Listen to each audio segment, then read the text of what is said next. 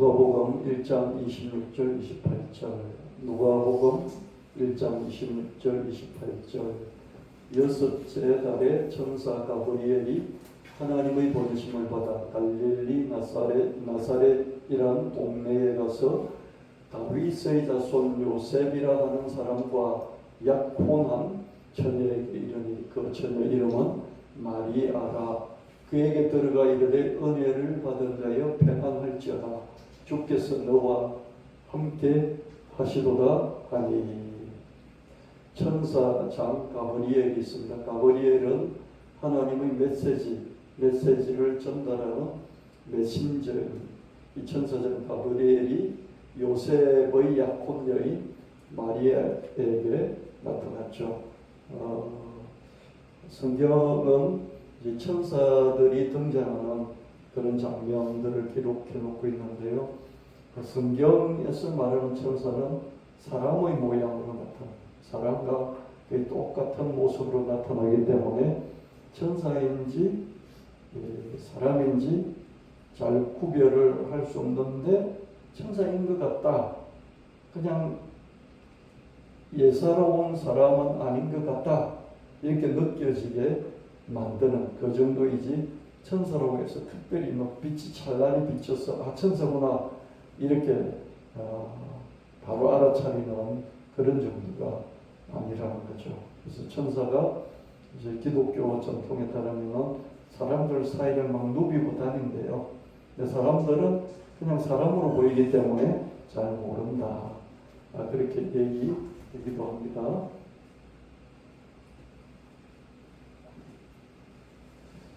누가복음 1장 29절 34절 처녀가 그 말을 듣고 놀라 이런 인사 어찌함인가 생각하며 천사가 이르되 마리아여 무서워하지 말라. 내가 하나님께 은혜를 입었느니라. 보라 너가 잉태하여 아들을 낳으리니 그 이름을 예수라 하라. 그가 큰 자가 되고 지극히 높으시며 아들이라 일컬어질 것이요 주 하나님께서 그 조상 다윗의 왕위를 그에게 주시리니 영원히 야곱의 집을 왕으로 다스리실 것이며 그 나라가 무궁하리라. 마리아가 천사에게 말하되 나는 남자를 알지 못하니 어찌 이 일이 있으리까. 가브리엘이 마리아에게 아들 낳을 것이다. 그 아들은 왕이 될 것이고 그 왕의 나라는 영원 무궁할 것이다. 그렇게 전했습니다. 그러자 마리아가 아직 남자를 알지 못하는데 약혼은 했지만은 너가 결혼해서 같이 사는 것도 아닌데 어떻게 아이를 낳겠습니까? 이렇게 도망했습니다. 가브리엘이 천사에게 전한 가브리엘 천사가 마리아에게 전한 메시지는 충격이었습니다. 처녀 마리아가 아들을 낳을 것이며 그 아들이 하나님의 아들로 불릴 것이며 다윗의 왕위를 갖고 영원히 다스릴 것이다.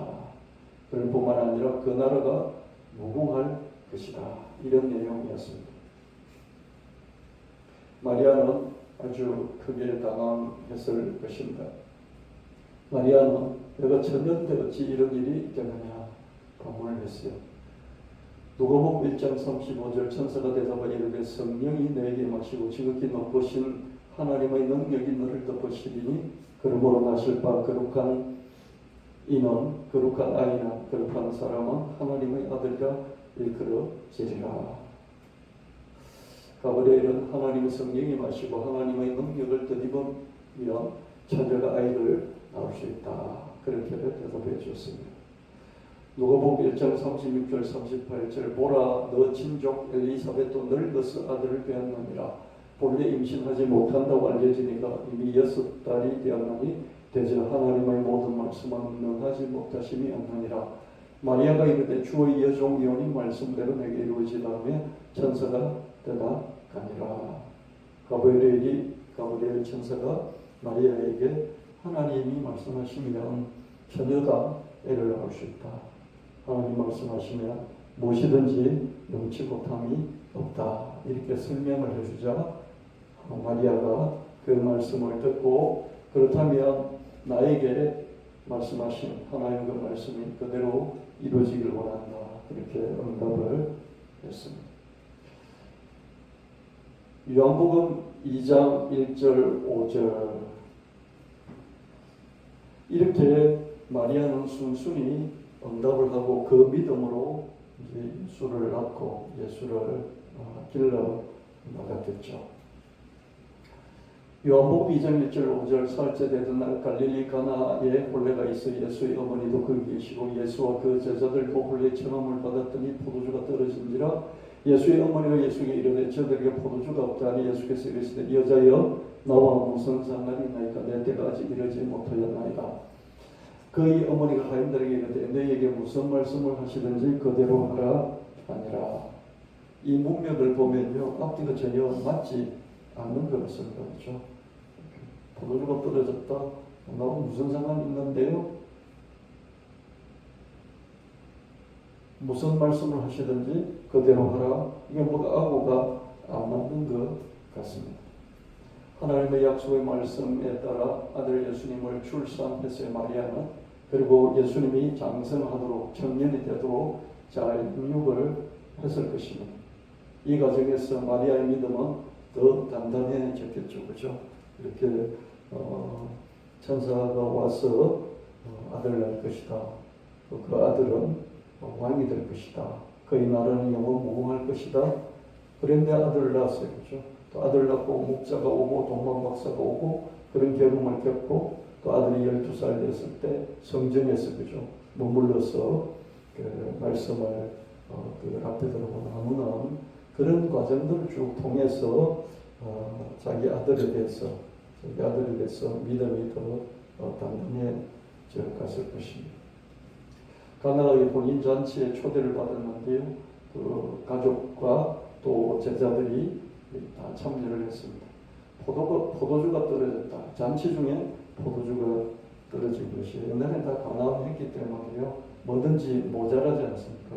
저도 어릴 때 이렇게 제사밥 얻어 먹으러 다니기도 하고요. 어릴 때 특별히 그 혼인 잔치, 결혼식이 있을 때 떡국 얻어 먹으러 많이 다녔습니다. 결혼식은 주로 겨울에 있었어요. 여름이나 봄에는 없고요. 주로 겨울에 있었는데요. 노감기니까 그죠? 그때 맞춰서 결혼식을 올렸고요. 떡국으로 식사 대접을 했는데 다 가난하니까 떡국에 떡이 그죠? 떡이 뭐 서너 알 들어가 있고 그랬어요. 물만 먹고 떡국 서너 알 있고 떡국을 좀 많이 주면 이 집은 참 부자다. 잘 되는 집이다. 뭐 이렇게 우리는 이제 어린 마음에 그런 생각을 하고 뒤에 모여서 그죠? 떡국 먹으면서 또 먹고 나서 뒷담화도 하고 그랬던 기억이 납니다. 다 초등학생들이잖아요. 초등학생 시절인데 그랬던 기억이 납니다. 이도 가나 지역의 혼인잔치인데 부자일 수가 없잖아요. 가난한 서민입니다. 그 중간에 포도주로 대접을 해야 되는데 빵하고 그죠? 빵과 포도주를 대접했겠죠. 근데 포도주가 떨어져 버렸어요. 그래서 포도주가 손님은 밀려오는데 포도주가 떨어졌으니까 그걸 예수님의 어머니 마리아가 알았어요. 그냥 안 게 아니라 그 가나의 혼인 잔치에 초대를 받았을 정도이니까 아주 가까운 일과 친척이었지 않을까 싶어요. 그렇죠? 그러니까 빨리 그 사실을 알게 된 거죠. 그렇죠? 주방에 들락날락하고 그랬었겠죠. 그렇죠? 그래서 걱정이 되니까 이 문제를 해결해야 되겠다. 근데 우리 아들이 있으니까 한번 부탁해보자. 그러면서 부탁을 한 것이죠. 근데 부탁을 했지만은 어떻습니까? 예수님께서 이런 지하에 거절을 했죠. 다짜고짜 예수님께 알렸고요. 예수님은 일단 거절을 했어요. 그렇지만 마리아는 그 집에 있는 하인들까지 동원을 해서 강하게 밀어붙였습니다. 이게 하인이라기보다는요, 그 일하는 사람들에게 그죠? 강하게 밀어붙였습니다. 처녀 때의 순전했던 그 믿음이, 처녀 때 순전했잖아요. 그죠? 천사가 말을 하니까 그걸 듣고 그럴 수 있겠다. 그래서 납득을 하고 순수하게 그 말씀을 받아들였던 그런 믿음이었습니다. 그런데 지금은 어떻습니까? 강하게 밀어붙이는 이런 믿음으로 우리가 성장한 것을 한눈에 볼 수 있습니다. 이 믿음이 작은 믿음이 아니죠. 그죠? 이 믿음은 다윗이 골리앗을 쓰러뜨린 것과 같은 그런 믿음이고요. 베드로가 그물을 던지러 깊은 곳으로 들어갔던 그런 믿음과 똑같습니다. 우리가 꼭 그물던지로 깊은 곳으로 들어갈 필요도 없고 또 이렇게 물을 포도주로 만들 필요도 없고 골리앗을 쓰러뜨릴 필요도 없습니다. 우리는 다른 시대의 다른 상황과 다른 환경 속에서 우리의 삶을 살아가고 있어요. 그러나 그럴 때가 있단 말이에요. 이런 믿음이 필요할 때가 있단 말이죠. 그죠? 그럴 때 여러분 이런 믿음을 갖게 되시기를 축원합니다. 특별히 청년들은요 이런 믿음을 가져야 돼요. 청년 한때에 이런 믿음이 없으면요 평생 이런 믿음을 가지기 어려워요. 그래서 청년들은 20대, 30대, 40대 이런 청년들은 이런 물을 포도주로 바꾸고 물을 포도주로 바꾼 건 뭡니까? 안 하겠다는 걸 밀어붙여서 시킨 거죠. 마리아는 예수님이 안 하겠다는 것을 밀어붙여서 안 하겠다는 것을 밀어붙여서 기적을 만들어냈어요. 다윗이 골리앗을 쓰러뜨리고 베드로가 그물이 찢어지도록 물고기를 잡고 이런 기적들 청년 때 활발할 때 이런 하나님을 믿고 이런 믿음으로 나아가는 그런 우리 청년들 되기를 장년들 되기를 예수님 이름으로 축원합니다. 요한복음 2장 6절 10절 거기에 유대인의 정결 예식을 따라 두세 통들은 돌 항아리에 섯이 놓였는지라 예수께서 그들에게 이르시되 항아리에 물을 채우라 하신즉 아기같이 하니 이제는 뜻을 연회장에 갖다 주라 하시매 갖다 주었더니 연회장은 물로 된 포도주를 맛보고도 어디서 났는지 알지 못하되 물도 마인들은 알더라. 연회장 신랑을 불러 말하되 사람마다 먼저 좋은 포도주를 내고 취한 후에 안 좋은 것을 내거늘 그대는 지금까지 좋은 포도주를 두었다 하니라. 물을 포도주로 바꾼 마리아의 믿음, 물을 포도주로 바꿨죠. 하인들에게 그대로 하라 그랬더니 시키는 대로 하라 그랬더니 예수님이 마리아의 이 말을 듣고 하인들에게 물통에 물 부어라 그렇게 물부터 가득 부어라 그렇게 말씀을 하시고 물을 떠서 갖고 가니까 그게 포도주로 바뀐 것이죠. 물을 포도주로 바꾼 마리아의 믿음은 골리앗을 쓰러뜨린 다윗의 믿음처럼 강했습니다. 그러나 이런 믿음으로만으로 평생을 살 수는 없습니다. 맨날 골리앗을 쓰러뜨리고 맨날 물을 포도주로 바꾸고 맨날 그물을 던져서 그물이 찢어지도록 고기를 잡고 그런 것은 아니죠. 그죠? 한때예요. 그래서 여러분 청년의 때가 참으로 중요합니다. 청년은 순전한 믿음과 강한 믿음이거든요. 그거 돌이켜서 그렇게 하려고 해도 잘 안 돼요. 왜냐하면 나이가 들면서 삶이 달라지고 환경이 달라지고 복잡해지기 때문이죠. 혼자밖에 없었던 사람이요. 이 인간관계가 막 널브러지면서 복잡해져요. 그래서 계산해야 될 것이 많아져요. 계산해야 될 것이 이렇게 뭔가 배려해야 될 것들이 많아지기 때문에요.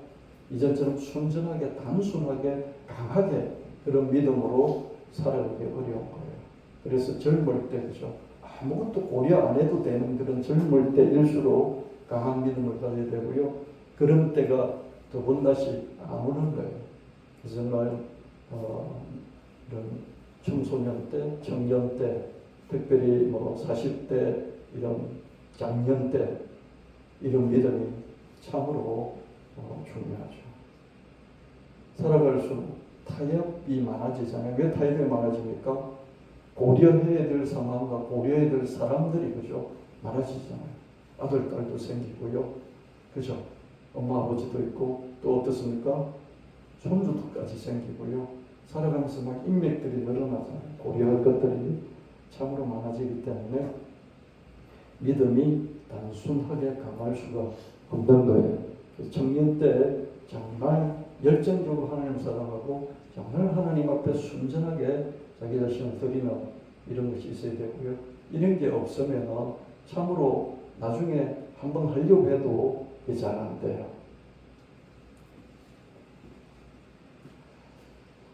삶의 상황이 달라짐에 따라 믿음의 모양도 달라져야 하기 때문입니다. 요한복음 19장 25절 예수의 십자가 곁에는 그 어머니와 이모와 글로바의 아내 마리아와 막달라 마리아가 섰는데 예수님이 십자가에 매달려 있어.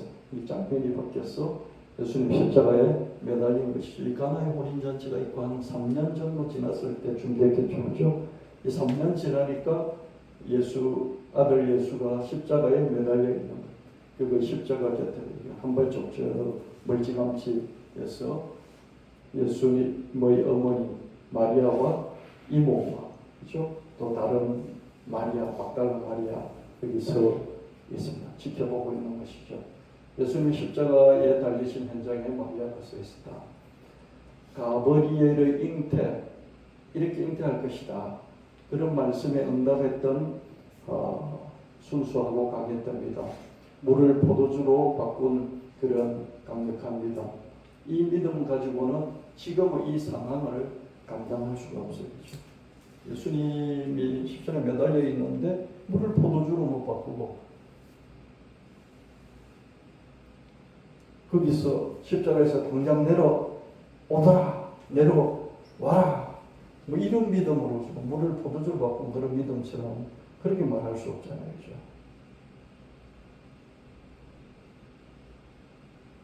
골리앗을 한 방에 쓰러뜨리듯이 그런 믿음으로 이런 상황을 당할 수가 없어요. 나중에 다윗이 사울 왕의 사위가 돼가지고 쫓겨다니기 시작할 때 그죠? 3,000명의 군대를 끌고 다윗을 죽이려고 사울 왕이 쫓아다니잖아요. 근데 2번이나 죽일 기회가 있어요. 사울이 변을 보려고 용변을 보려고 굴 속으로 들어갔는데 그 굴에 다윗과 다윗의 두 아들이 거기 숨어 있었어요. 단칼에 바지춤 내리고 변을 보는 사울을 죽여버릴 수 있어요. 그렇죠? 근데 다윗의 마음에 복잡해 있는 거죠. 하나님이 기름 부어 세운 왕을 내가 기회가 왔다고 마음대로 죽여도 되나? 이런 갈등이 생기는 거죠. 골리앗을 쓰러뜨릴 때처럼 단순하고 강력한 믿음 가지고 지금 이 상황을 해결할 수 없는 거예요. 마리아도 마찬가지입니다. 물과 포도주 그런 강력한 믿음을 보였던 마리아였지만 여기서는 아무것도 할 수 없고 눈물만 흘릴 수밖에 없죠. 그렇죠? 이 삶에 이런 것들이 있습니다. 그래서 우리의 믿음이 뭔가 이런 걸 한번 여러분들이 깊이 나이가 들수록 생각해 보는 것이 필요합니다. 그저 받아들이고 견디는 믿음 외에는 여러분 받아들이고 견디는 것이 그죠? 믿음입니다. 예? 그냥 그 상황에서 내가 어떻게 할 수 없구나 무기력하게 받아들이고 그냥 묵묵히 견디는 것 이것이 믿음이라는 거예요. 이게 믿음이 아닌 게 아니에요. 이게 믿음이에요. 젊을 때든지 늙었을 때든지 이럴 때가 있어요. 어쩔 수 없이 무기력하게 그 상황을 받아들이면서 어떻게 하든지 죽지 않고 견뎌내야 되는 그런 때가 있죠. 그럴 때 받아들이면서 견뎌내는 것 자체 그것이 믿음이라는 거예요. 하늘에서 불을 내리고 귀신을 쫓아내고 골리앗을 쓰러뜨리고 물을 포도주로 바꾸고 그 물이 찢어지도록 고기를 잡아 올리고 이런 것만 믿음이 아니라 아무것도 할 수 없는 무기력함 속에서 그 상황을 묵묵히 받아들이고 견디는 것 그것도 믿음이라는 거죠.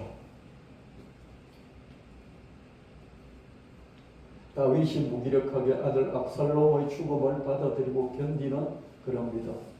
다윗이 왕이었지만은 자기는 아무것도 할 수 없었어요. 아들이 죽은 것을 지켜서 막지도 못했고요. 그 죽음 앞에서 내 아들 압살롬아, 네가 살고 내가 죽었어야 되는데 내 아들 압살롬아, 그렇게 대성 통곡을 하는 것, 그러면서 그 상황을 받아들이는 것 외에는 다윗이 할 수 있는 게 아무것도 없었죠. 그래서 아들의 죽음 앞에 자기가 자살한다면 그게 믿음이 아니죠. 근데 그 상황을 어쩔 수 없었지만 받아들이고 또 그 기간을 견뎌내는 이것이 다윗의 믿음이었죠. 이 마리아의 믿음도 어떻습니까? 자기 아들 예수가 십자가에 매달려 있는 그 상황을 보지도 않고 부인하고 싶고 도망치고 싶었지만 그 현장에서 그것을 보면서 받아들이고 이겨내는, 견뎌내는 이 믿음이 마리아의 믿음이었습니다. 살다 보면 산을 옮기는 믿음이 요구되기도 하고요. 단지 수용하고 인내하는 믿음이 요구되기도 합니다. 우리 인생에 푸른 초장만 있는 게 아니라 사망의 엄침한 골짜기도 있습니다. 사망의 엄침한 골짜기를 지날 때는 어떻습니까? 기도해서 이렇게 예수 이름으로 명하노라 이 골짜기는 없어질지어다. 그런다고 골짜기가 없어지는 건 아니잖아요. 그럼 할 수 있는 게 뭡니까? 푸른 초장에서 풀을 뜯어서 다시 다른 푸른 초장으로 옮기기 전까지 이 골짜기를 통과해서 다른 초장으로 가야 된다면 이 골짜기를 푹 내려가서 한참 걸어서 다시 위로 올라오는 이 과정을 묵묵히 인정하고 통과할 수밖에 없는 것이죠. 그렇죠? 우리 인생에도 골짜기가 반드시 있으면 인생의 곡저장다. 그렇죠? 봉우리가 있는가 하면 골짜기가 있고요.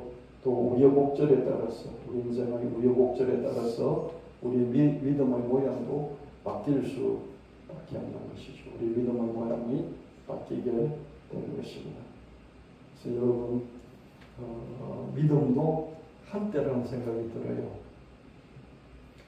제가 청년 때 믿음들을 생각하면서 그죠? 다시 그걸 회복해야지. 회복이 잘 안 돼요. 청년 때 그 믿음을 내가 지금 해야 되는데 그래서 막 그 믿음을 가지려고 애를 쓰는데 그게 잘 안 돼요. 왜 안 될까 생각해 보니까요. 여러분 나이가 들었는데 청년으로 되돌아갈 수 있어요? 안 되잖아요. 그죠? 같은 나이 또래에 비해서 조금 젊어 보일 수 있어요. 그죠? 같은 또래의 나이에 비해서는 젊어 보일 수 있어요.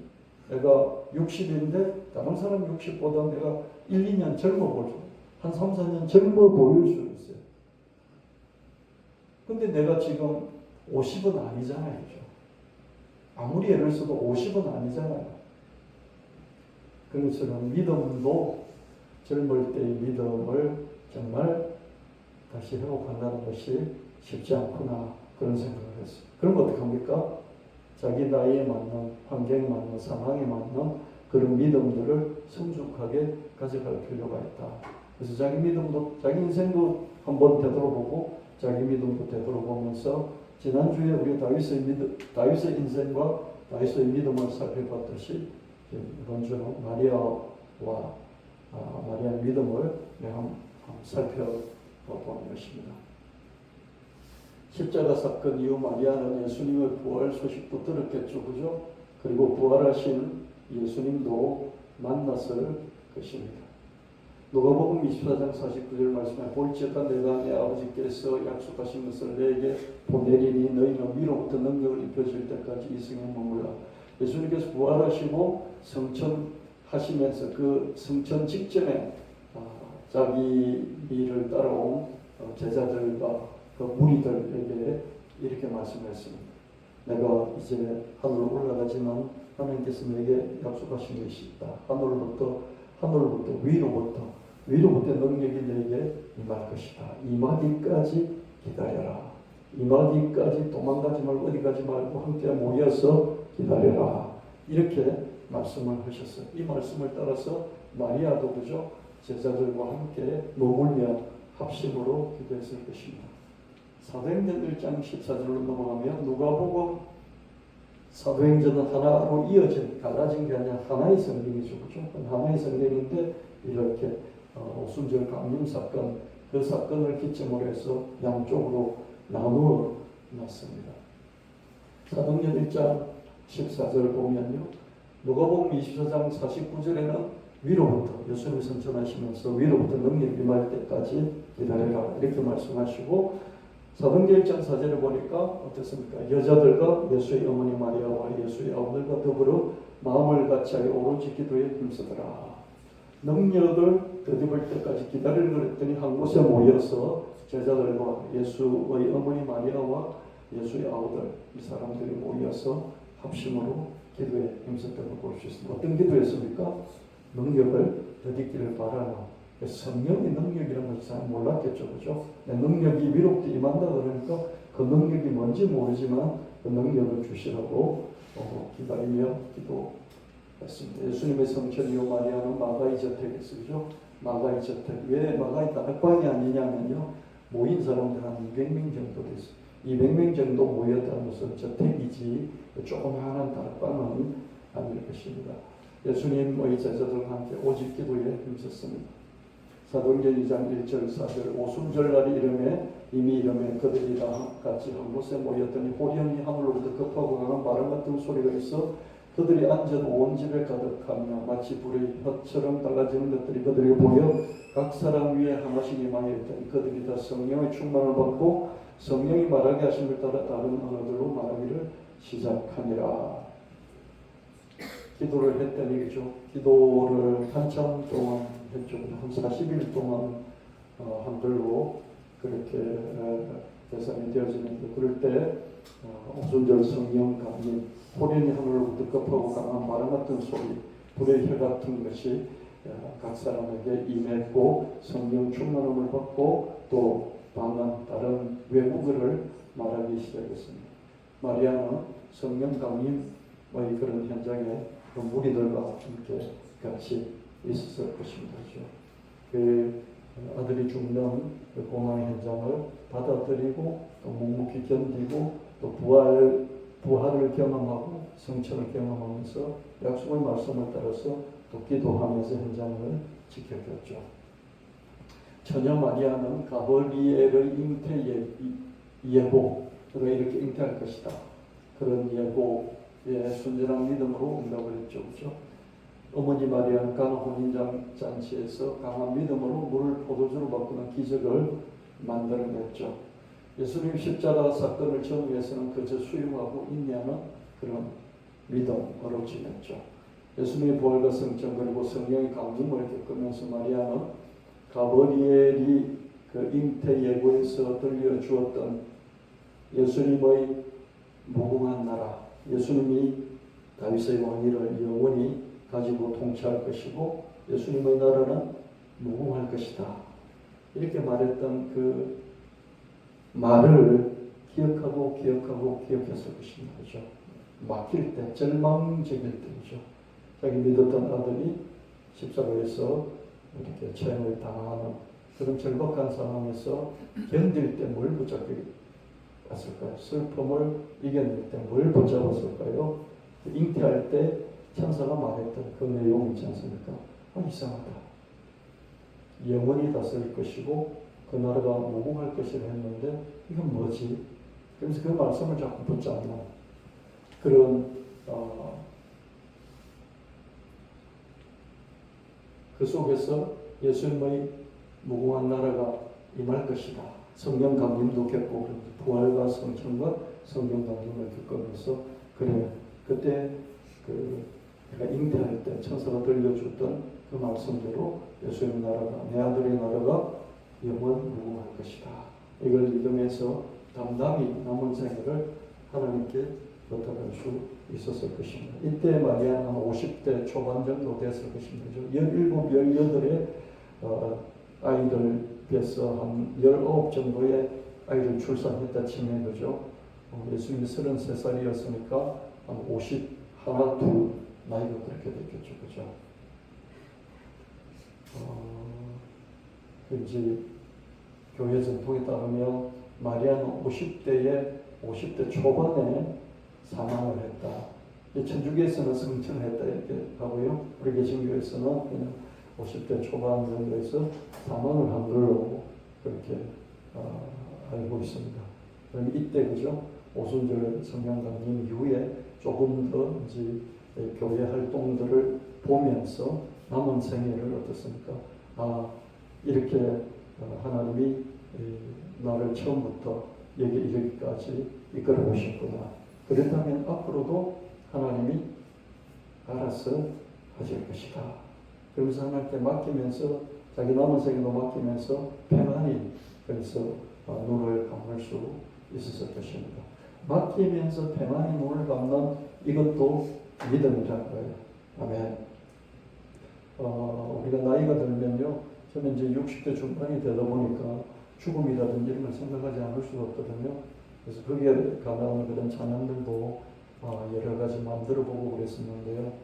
죽음 때 부인하는 사람이 그걸 담담히 받아들이는 사람 있잖아요. 우리는 어떻게 하든지 담담히 받아들일 수밖에 없어요. 왜냐하면 나를 태어나게 하시고 살게 하시고 믿음을 주시고 여기까지 인도하신 하나님, 내 죽음 이후에도 내가 어디를 가야 할지 모르지만 기로 진리 되신 예수 그리스도를 믿음으로 내가 천당으로 하늘 계신 곳으로 옮겨져 있을 것이라는 그 믿음으로 어떻습니까? 내 남은 생에 내가 뭐 이틀 후에 죽을지 1년 후에 죽을지 모르지만 남은 생애를 하루를 살면서 하나님께 그때그때 맡기는, 그래서 그 평안함, 그러니까 자기가 고통 중에 질병 중에 있을지라도 맡기는 그 평안함, 마음의 평정, 이걸 가질 수 있는 것이죠. 그래서 우리의 믿음이 청년 때 골리앗을 쓰러뜨리고 또 물을 포도주로 만드는 이런 믿음도 필요하겠지만 노인이 되어서 그죠?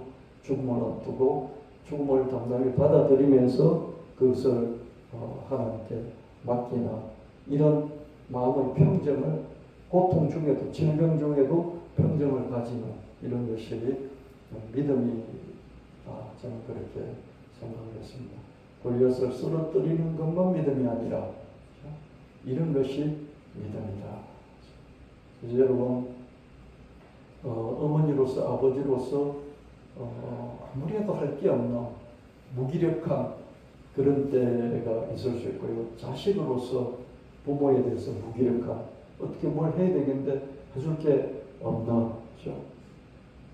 여러분 부모가 중환자실에 들어 이제 나이가 연세가 많이 든 부모가 중환자실에 들어가 있으면요, 그 이전 1년 전, 2년 전, 5년 전 상태로 절대로 되돌릴 수가 없어요. 무기력하게 받아들여야 돼요.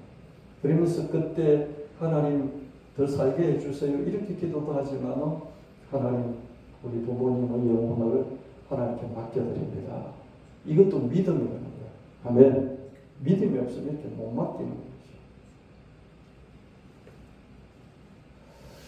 순수하고 강한 믿음이 요구될 때가 있고 수용하고 인내하는 믿음이 요구될 때가 있습니다. 기도하며 기다리는 믿음이 요구될 때가 있고요. 평안히 예생을 맡기는 믿음이 요구될 때가 있습니다. 우리 인생에 이런 게 다 필요하죠. 삶이 평탄하지만은 않고 삶의 고저장단이 있고 우여곡절이 있기 때문에 삶의 여러 과정에 따라 믿음의 모양도 여러 모양으로 달라지게 됩니다. 다윗의 삶에 여러 과정이 있었고 믿음의 여러 모양이 있었다. 그렇죠? 지난주에 살펴봤습니다. 골리앗을 쓰러뜨리고 쫓겨 도망다니고 그리고 아들이 자기 눈앞에서 죽고, 그렇지만 이런 파란만장한 인생을 앞두고 마지막에 유언처럼 하나님 앞에서 신앙 고백한 것이 내가 인생을 너무 잘 살았구나. 내가 왕으로서 너무 잘 다스렸구나. 바세바 사건도 있고요. 그 다윗의 삶의 얼룩이 그죠? 자식이 여러 명 죽었어요. 그런 게 정말 다윗의 삶은 파란만장했죠. 그죠? 그럼에도 불구하고 너무 잘 살았다.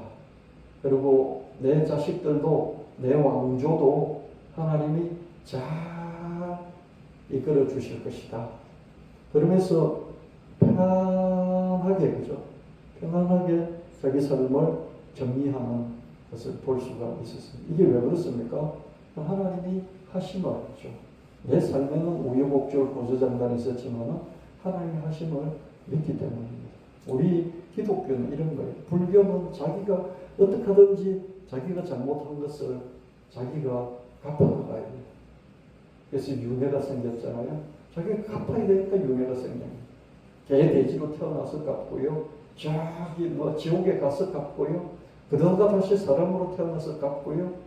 갚고 그 갚는 것이 1000년이 걸리고요. 10,000년이 걸리고요. 1,000,000년이 걸려도 갚는 것. 이게 불교예요. 기독교는 어떻습니까? 내가 잘못하기도 하고 잘하기도 하고 여튼 한평생 살면서 참으로 태산을 넘어 험곡에 가기도 했지만은 넘어지고 자빠지기도 했지만은 내 인생 참 잘 살았다. 하나님 함께 하셨으니까 남은 내 생과 함께 하실 것이고 내 자식들까지도 하나님께서 책임져 주실 것이다. 이런 게 있잖아요. 그래서 우리는 다 내려놓잖아요. 내 흠하고 잘못까지도 내려놓고 편안히 하나님 책임지십시오. 하나님 알아서 해주십시오.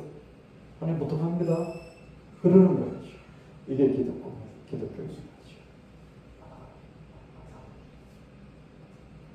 마리아는 어떻습니까? 마리아도 정말 파란만장했지 않습니까? 그렇죠? 마리아의 생각 그렇죠. 근데 마지막에는 평안히 하나님께 맡기면서 눈을 감을 수 있었을 거예요. 그래서 여러분이 부모를 축복해야 될 때도 그렇죠. 여러분 부모가 어떻게 사는지 알잖아요. 잘한 것도 있고 잘못한 것도 있고 그렇죠. 아주 능력 있게 한 것도 있고 무능한 것도 있고 그렇잖아요. 그렇죠? 그때 하나님 안에서 정말 잘했습니다. 잘했고요. 어머니 아버지 덕분에 자식들이 이렇게 살아왔고요.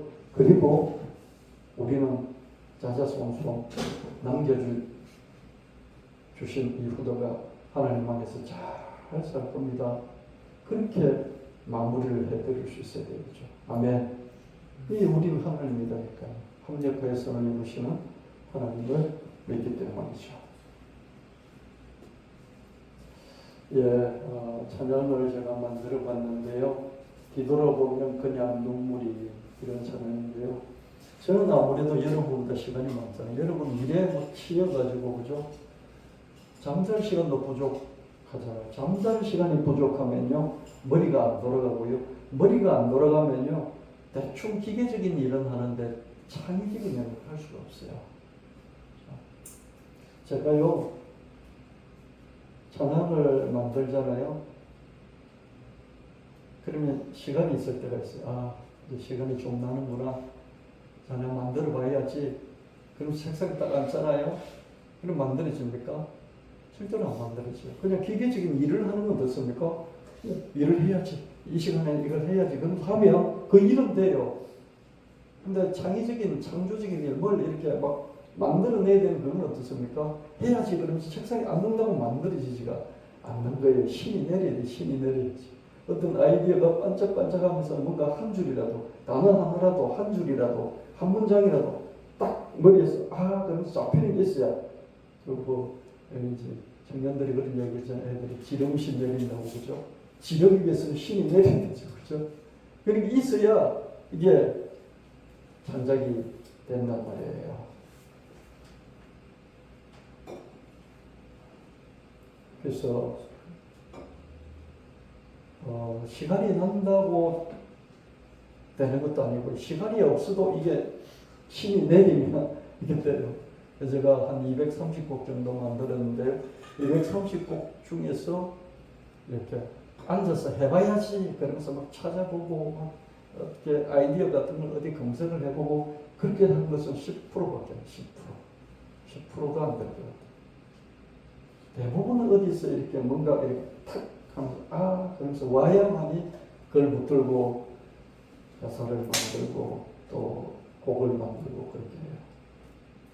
이런 것들 어느 날 한순간에 그냥 눈물이 쭉 흐르면서 이렇게 마음에 울컥할 때가 있어요. 그럼 이게 그때 느꼈던 걸 가지고 책상에 앉으면 정리가 되면서 쭉쭉쭉쭉 하다 보면 또 하고 하다 보면 가사 하나가 만들어져요. 괜히 눈물이 난다. 뒤돌아보면 그냥 눈물이 난다. 이것저것 잘못하면 사는 게 인사야. 그렇잖아요. 다윗의 삶을 되돌아보고 마리아는 뭐 별로 잘못한 거 없지만 그죠? 남자들은 대부분 여자들보다 잘못한 게 평균적으로 대체적으로 사람 따라서 다르지만 그냥 평균으로 따지면 많아요. 그렇죠? 여자들도 막 진짜 오병들이 있어요. 남자들 울고 먹는 못된 것들이 있어요. 근데 평균으로 따지면 남자가 훨씬 많아요. 제비들이 더 많고요. 그리고 여자들도 남자 괴롭히지만은 뭐 폭력하는 남자 죽이는 여자들도 있잖아요. 그렇죠? 없는 건 아니에요. 근데 숫자적으로는 폭력과 살인 1인의 남자가 훨씬 많죠. 그죠? 그래서 되돌아보면 참 잘못하면서 사는 인생, 다윗을 보세요. 그죠? 참 멋지게 살았다고 성경은 기록하고 있지만 어떻습니까? 또 허물을 함께 덜추어낸데 보면 보통 사람이 저지르는 그런 잘못이 아니잖아요. 그죠? 지 잘못을 땜질하려고 충성스러운 자기 부하까지 죽여버리잖아요. 그죠? 자, 말로는 못돼 처먹었어요. 그죠? 이래저래 용서받으며 살아가는 것이 인생이다. 그날 그때 사랑하지 못하며 영원히 놓치고 마는 사랑일 수가 있습니다. 절대 표현하지 못했다면 후회가 쌓여갑니다. 어머니 거기서는 환하게 웃으시겠죠. 아버지 거기서는 마음껏 펼치시겠죠. 한 번씩 어머니 아버지는 많이 생각 못해도요. 이게 신이 내리면 한 번씩 신이 내린다는 어떤 마음의 그죠? 마음의 변화 같은 게 있다는 거죠. 그러면 어머니가 생각나고요, 아버지가 생각나고요. 잘해드린 것보다는 못해드린 생각이 많이 나요. 물론 우리 엄마도 나한테 잘못하고 우리 아버지도 나한테 잘못한 게 있어요. 정말 제가 고등학교 때부터 입을 닫고 살았거든요. 입을 딱 다물었어요. 그러니까 우리 아버지와 삼촌이 참 남자답게 너는 입이 묵직해서 좋다 그랬어요. 싫어서 입을 닫았는데 그죠. 근데 되돌아보면 이런 어머니에게 잘못하고 아버지에게 잘못한 생각들이 많아서 이렇게 생각하면서 거기서는 잘 살고 계시겠죠. 이런 마음이 듭니다. 한 달 다시 만나면 우리가 많이 기쁠 거예요. 저는 아버지한테 어머니보다도 아버지한테 못마땅 게 참 많았었는데요. 어느 날부터는 아버지가 잘못한 거 하나도 기억이 안 나요. 그때는 그게 그렇게 싫었어요. 근데 어느 나이가 되니까 그죠? 아버지 잘못은 아무것도 기억이 안 나요. 기억이 안 나는 게 아니라 기억이 나도 아무런 의미가 없는 거예요. 그래서 앞으로 만나면 참으로 기쁠 겁니다. 이 마음의 울림이 내가 지금 이렇게 잠깐 한 3초 동안 10초 동안 아버지 생각하고 그 마음을 갖잖아요. 그 마음 잠깐이 2초, 3초, 5초 이 마음의 울림이 거기까지가 닿기를 바랍니다. 어제 먹은 양식으로는 어제만 살고 오늘 먹은 양식으로는 오늘만 살잖아요. 어제는 어제의 감정 표현으로 살고 오늘은 오늘의 감정 표현으로 살아요. 그렇죠? 남편도 아내도 그죠? 뭐 이렇게 표현이 없을 경우에는 이전엔 표현을 많이 해서 좋았는데 지금 표현이 없으면 어떻습니까? 지금은 그냥 답답하잖아요. 그죠? 그렇잖아요. 그래서 어제 먹은 건 어제 먹으면 오늘 먹을지를 오늘 양식을 달라. 내 위장의 양식뿐만 아니라 내 가슴에 양식을 달라. 그거잖아요. 그죠? 부모는 자식에게, 자식은 부모에게, 남편은 아내에게, 아내는 남편에게, 친구는 친구에게. 그게 필요하잖아요. 어제 쌓은 감정의 찌꺼기는 어제 풀고 오늘 쌓는 감정의 찌꺼기는 오늘 풀시. 감정에도 찌꺼기들이 남잖아요. 그죠? 우리가 음식물 찌꺼기도 그때그때 버려야 되잖아요. 그죠? 또 뭐 이렇게 쓰레기들 이렇게 분리수거해서 버리잖아요. 그죠? 그런 것처럼 감정에 쌓인 것들도 풀어야 되는데요. 그 성경에도 뭐 오늘 품은 분노를 내일까지 그죠? 가져가지 말라 그러잖아요. 그죠? 그런 것처럼 감정도 표현해서 풀어야 되겠죠. 제때 표현하지 못하면 후회가 쌓입니다. 괜히 눈물이 난다. 뒤돌아보면 그냥 눈물이 난다. 왜? 이것저것 잘못하면서 사는 게 인생이고 이래저래 용서받으며 사는 게 인생이기 때문이다. 그래서 자기는 반듯하게 잘 산다는 생각을 많이 하면 할수록 어떻습니까? 이런 생각을 전혀 가질 수 없죠. 난 참 잘못하면서 산 것들이 많구나. 가만히 보니까 자식에게도 용서를 받고 부모에게도 용서를 받고 친구에게도 그리고 살면서 주변 사람들에게도 용서받으면서 살아가는 것이 인생이구나. 하나님 다 용서할 수도 없고 다 용서받을 수도 없지만은 이런 게 인생입니다. 하나님 앞에서 이런 걸 한번 툭 터놓음으로써 그죠? 터놓음으로써 자기 마음이 정화되는 이런 경험을 할 수도 있습니다. 우리가 어떻게 어떻게 그저 구원파처럼 내가 죄 지은 것을 전부 다 기억해서 전부 다 회개할 수 있겠습니까? 그죠? 내 마음 전체 하나님 참 되돌아보니까 용서받으면서 하나님께도 용서받고 사람에게도 용서받으면서 살아야 되는 것이 인생이군요. 그렇게 지름신이 내리듯 신이 내려서 그 마음에 한번 감동이 있는 이런 것이 뭐라고 그럴까요? 자기를 한 번씩 정리하는 거죠. 그죠? 이런 정리가 우리가 미주알 고주알 회개하는 것만큼 아니면 그 이상으로 중요한데요. 근데 이 지름신은요, 이런 신이 내리는 것은 육체가 고단하고 잠이 부족하고 수면이 부족하고 몸이 힘들 때는 내릴 수가 없고요. 어느 정도 이렇게 시간이 있고 여유가 있고 자기를 되돌아볼 수 있는 그런 감정적인 그런 게 있을 때 가능하죠. 그죠? 그래서 시간적인 여유가 없는 사람, 너무 힘들게 바쁘게 사는 사람은 이것도 사치예요. 그래서 제가 대신해서 이런 사치를 부려서 여러분에게 간접적으로 전달하는 거예요. 또 너무 바쁘게 일을 벌리는 사람도 이런 시간이 없겠죠. 그죠?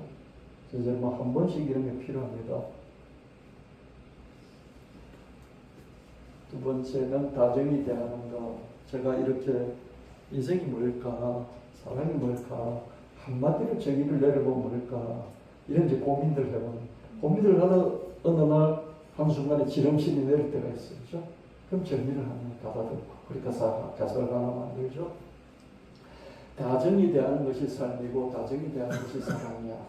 삶이 뭐냐, 사랑이 뭐냐, 그런데 어렵잖아요. 그죠? 근데 다정히 대하는 것이다. 바람이 불면 더 그리운 다정함. 바람이 불고 그러면 다정한 것이 더 그립잖아요. 그죠? 바람이 불고 그러면 이불도 그립지만 이불 속에 이렇게 부둥켜 안고 있는 그 상대방의 살갗, 온기, 이런 게 그립잖아요. 그죠?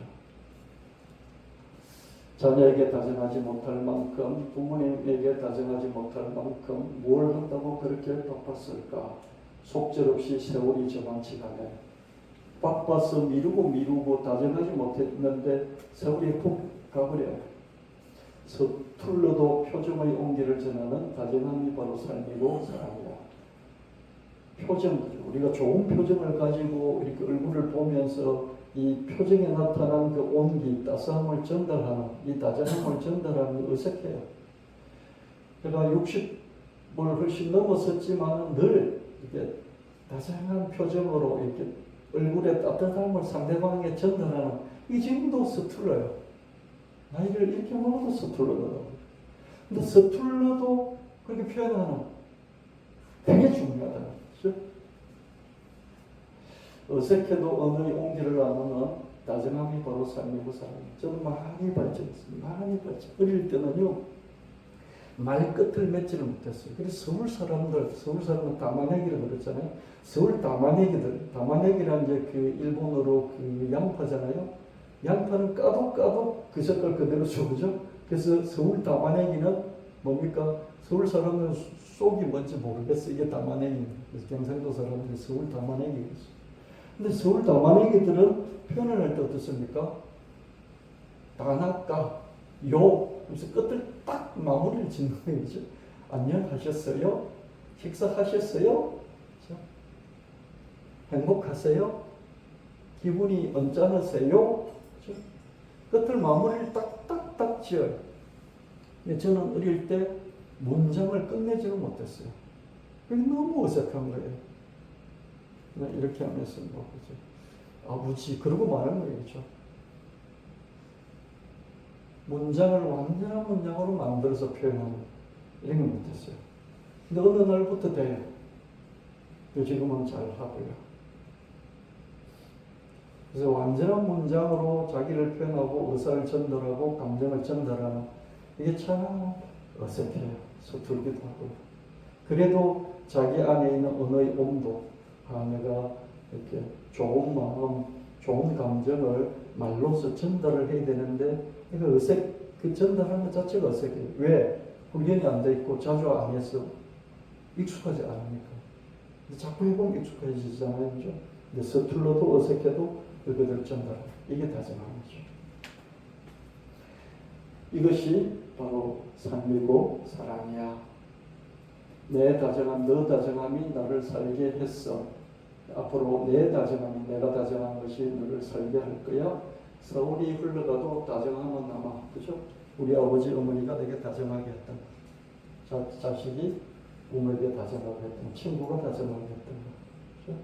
그런 것들은 남아있어요. 남편이 했던 것, 아내가 했던 것. 세월이 흘러가도 그 경험, 그 기억은 남아있죠. 다정히 대하는 것이 살아가는 인생이고 다정히 대하는 것이 사랑이야. 바람이 불면 더 그리운 다정함. 서툴러도 표준의 온기를 전하는 다정함이 바로 삶이고 사랑이야. 어색해도 언어의 온기를 나누는 다정함이 바로 삶이고 사랑이야. 아버지들이 그죠? 자식에 대해서 사랑이 이런 말 잘 못하잖아요. 왜 그렇습니까? 너무 어색하고 서툴고 안 해봤으니까 그냥 마음에만 이렇게 있고 그 입 밖으로 내거나 표정으로 하지를 못하죠. 그죠? 그걸 자꾸 해야만 되겠습니다. 다정히 대하는 것, 이것이 인생 살아가는 것이고 내가 남겨놓는 것이구나. 다정히 대하는 것이 이게 사랑이고 이것이 남아있는 것이구나. 이렇게 한번 이 추석 시즌에 그죠? 이게 되돌아보면 눈물이 나고 내가 뭐 잘하면서 사는 것 같은데 되돌아보니까 용서받을 게 참 많구나. 용서받으면서 사는 게 인생이구나. 이렇게 한번 되돌아보면서 여러분 주변에 있는 일가 친척들을 이렇게 그런 마음이면 아주 어떻습니까? 넉넉한 마음으로 대할 수 있을 것이고요. 또 이렇게 다정히 대하는 것, 이게 살아가는 것이고 이게 사랑이다. 이걸 여러분도 한번 마음에 정리해 보면 좋겠습니다. 제가 이렇게 정리해서 가사를 만들고 들어보고 또 이렇게 올리기도 하고 그러지만 어떻습니까? 설교도 하기도 하고 그렇지만 어떻습니까? 또 살아가면 좀 얼굴이 굳어지고요. 마음이 이렇게 막 딱딱하게 굳어지고 그럴 때가 많이 있습니다. 그래도 이런 시간을 가져보면 마음이 좀 더 너그러지고 넉넉해지고 또 부드러워지지 않을까. 이 찬양을 한번 들어보도록 하겠습니다.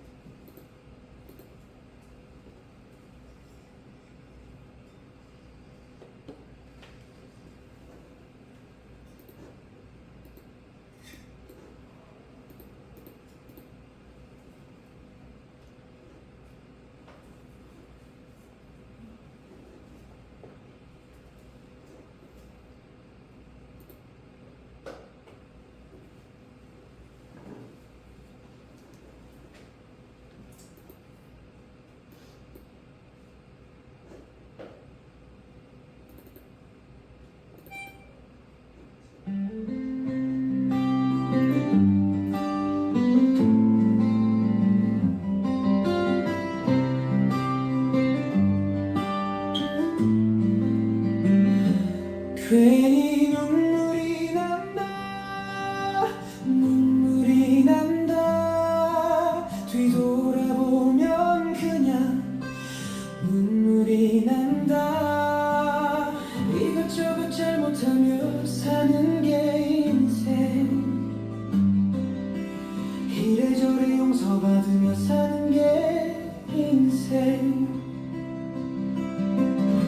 그날 그때 사랑하지 못하면 영원히 놓치고 많은 사랑일 수도 있어. 제때 표현하지 못했다면 회한이 쌓여. 어머니 거기서는 환하게 웃으시겠죠. 거기서는 마음껏 펼치시겠죠. 훗날 다시 만나면 무한히 기쁠 거예요. 이 마음의 울림이 거기까지다 길을요.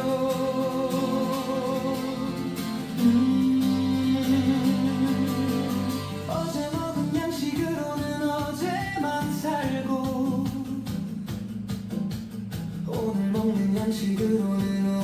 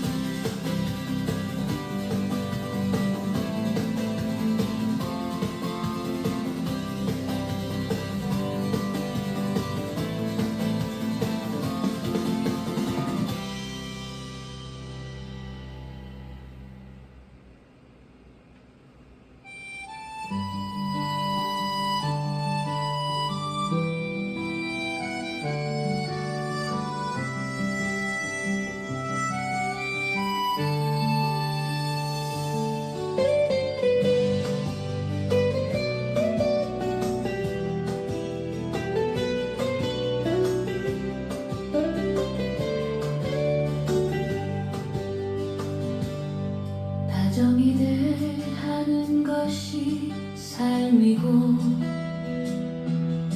다정히 대하는 것이 사랑이야. 바람이 불면 더 그리운 다정함, 자녀에게 다정하지 못할 만큼 부모님께 다정하지 못할 만큼 뭘 한다고 그렇게 바빴을까. 속절없이 세월이 저만 시간에 서툴러도 표정에 온기를 전하는 다정함이 바로 삶이고 사랑이야. 어색해도 언어에 온기를 나누는 다정함이 바로 삶이고 사랑이야.